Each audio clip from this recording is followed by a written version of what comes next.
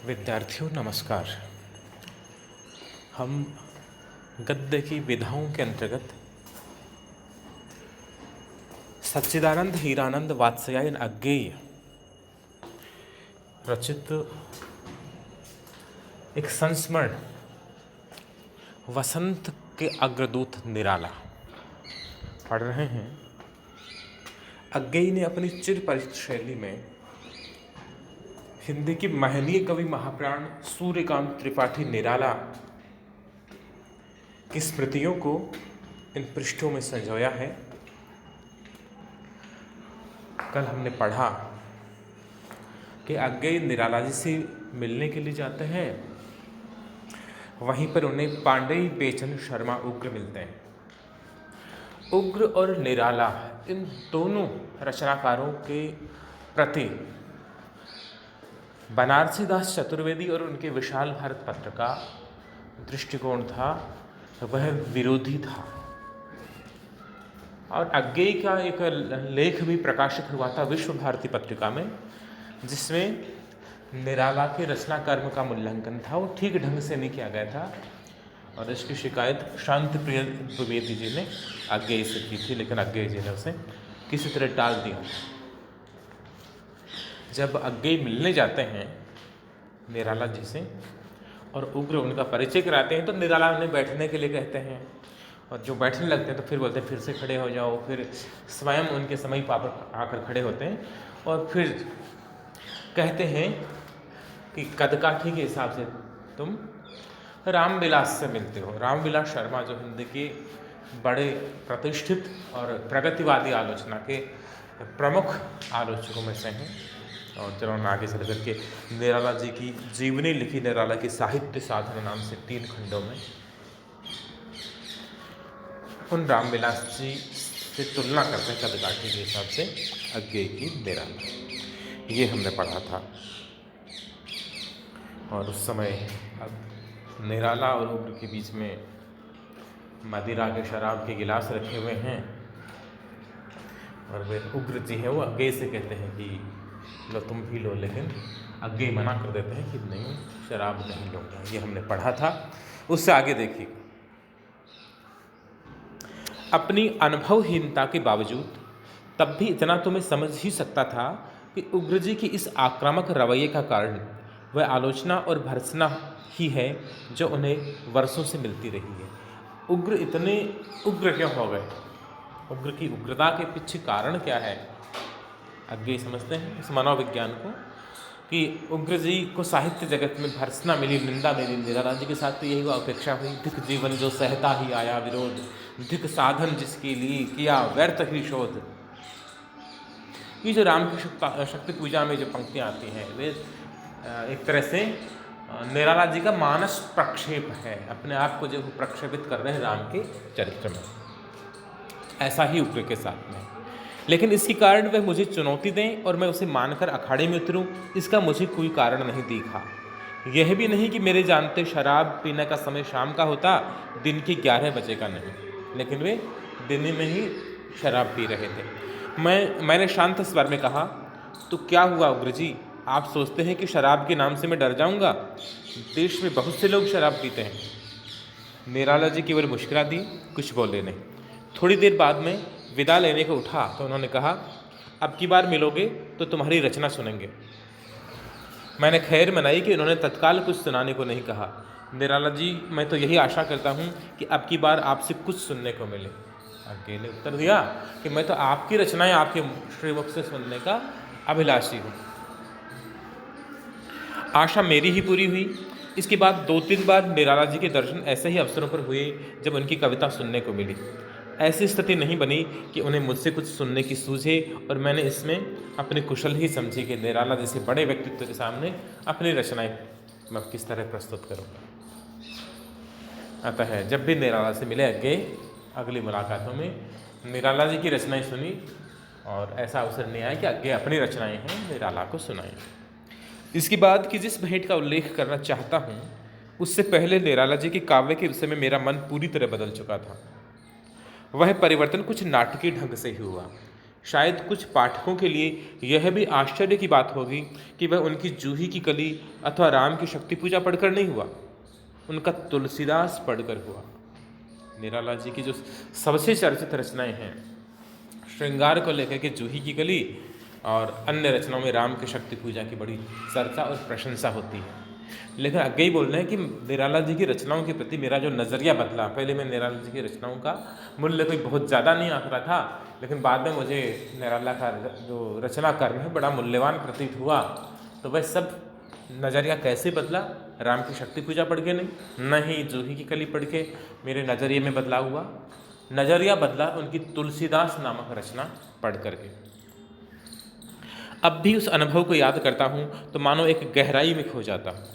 अब भी राम की शक्ति पूजा अथवा निराला के अनेक गीत बार बार पढ़ता हूँ, लेकिन तुलसीदास जब जब पढ़ने बैठता हूँ तो इतना ही नहीं कि एक नया संसार मेरे सामने खुलता है, उससे भी विलक्षण यह है कि वह संसार मानो एक ऐतिहासिक अनुक्रम में क्रमशः घटित होता हुआ दिखता है। ऐसा लगता है कि सब कुछ मेरी आंखों के सामने गठित हो रहा है। वह मुगल साम्राज्य, मुगलिया परिवेश और इसमें खोती संस्कृति और सांस्कृतिक संकटों के बीच उभरता हुआ तुलसीदास जैसा महाकवि, जो किस तरह से अपने युग को अपना रचनात्मक प्रत्युत्तर देता है, ये निराला की इस तुलसीदास में अभिव्यक्त हुआ है और इससे आगे जी बड़े प्रभावित हुए।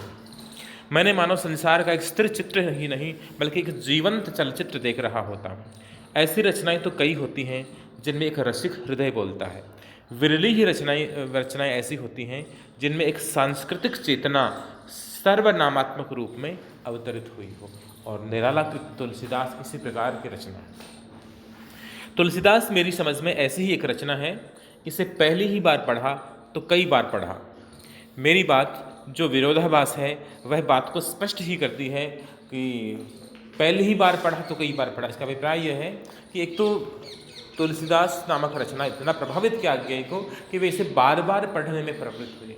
दूसरा कि उस एक रचना को पढ़ते ही उसके इतने अर्थ संदर्भ खुले, उसकी इतने परिप्रेक्ष्य आज्ञेय के सामने खुले कि उन्हें लगा कि ये जो तुलसीदास नामक रचना बड़ी रचना है, ये अपने समय के इतिहास को, संस्कृति को और पूरे परिवेश को और उस सांस्कृतिक संकट और संघर्ष दोनों को संजोए हुए है, जिसका सामना मध्यकाल में तुलसीदास ने किया होगा।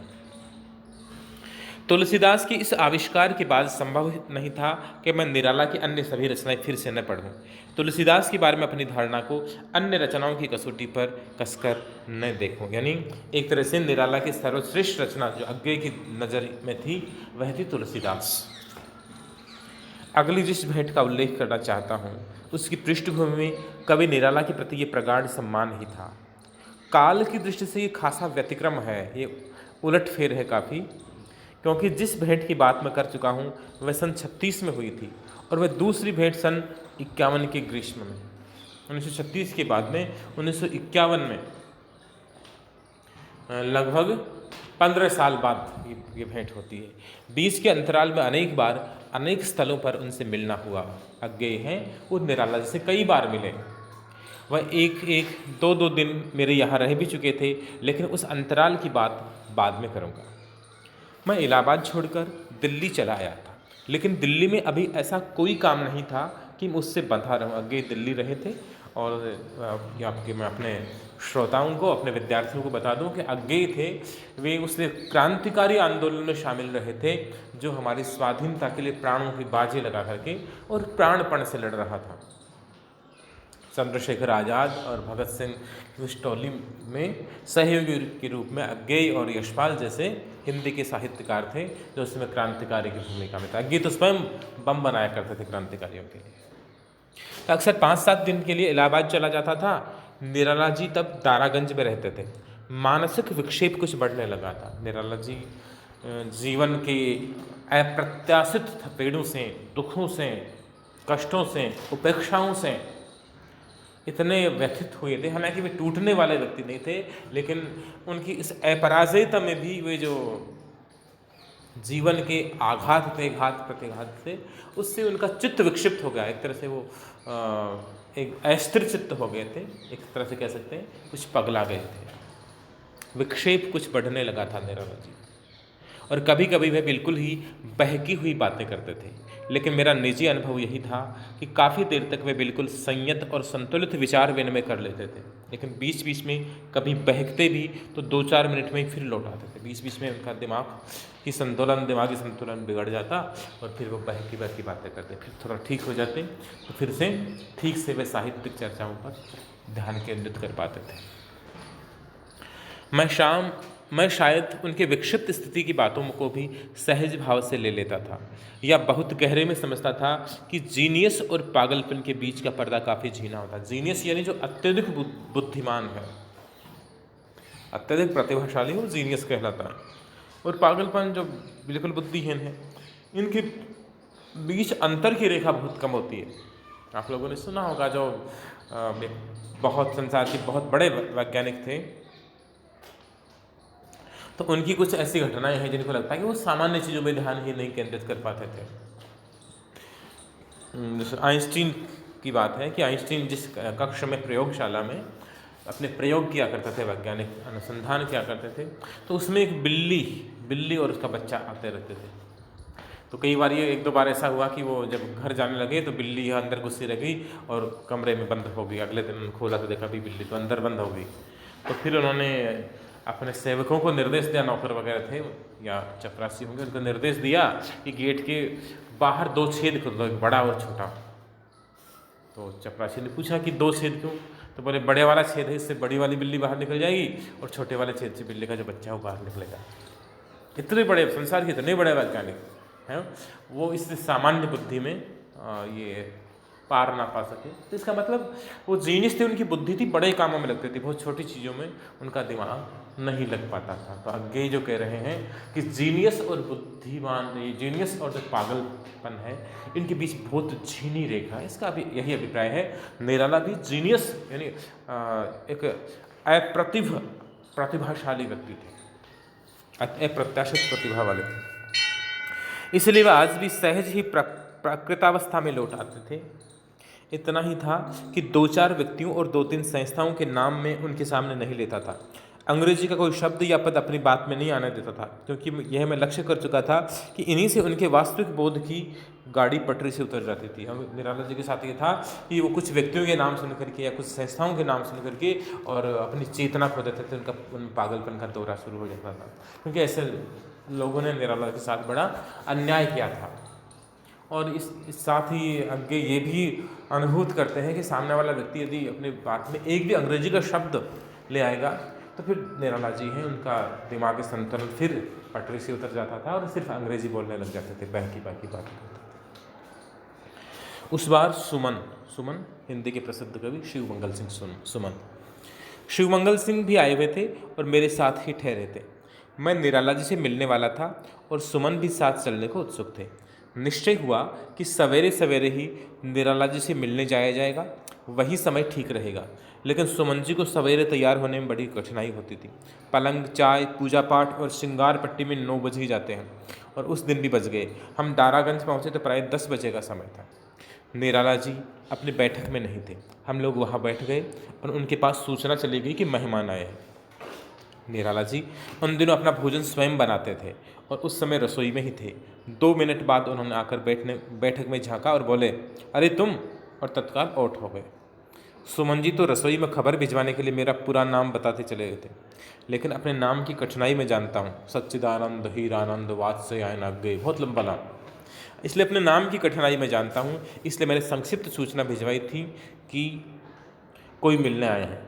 उस क्षण भर की झांकी में हमने देख लिया कि निराला जी केवल कोपीन पहने हुए, कोपीन लंगोटी, सिर्फ लंगोटी पहने हुए हैं। निराला जी पहलवान थे, नित्य व्यायाम किया करते थे, सिर्फ कोपीन पहने हुए थे। थोड़ी देर बाद आए तो उन्होंने तहमत लगा ली थी, लुंगी जैसी बांध ली थी और कंधे पर अंगोछा डाल लिया था। इस तरह से निराला के जीवन की कई झांकियाँ इससे संस्मरण से पाठक के सामने आती हैं। शेषंश हम अगले ऑनलाइन क्लास में पढ़ेंगे। धन्यवाद।